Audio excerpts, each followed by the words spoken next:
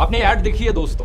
मैंने कहा था ना, कैसी भी सिचुएशन हो मोदी जी हमें घर ले आएंगे। मोदी जी ने वॉर रुकवा दी पापा।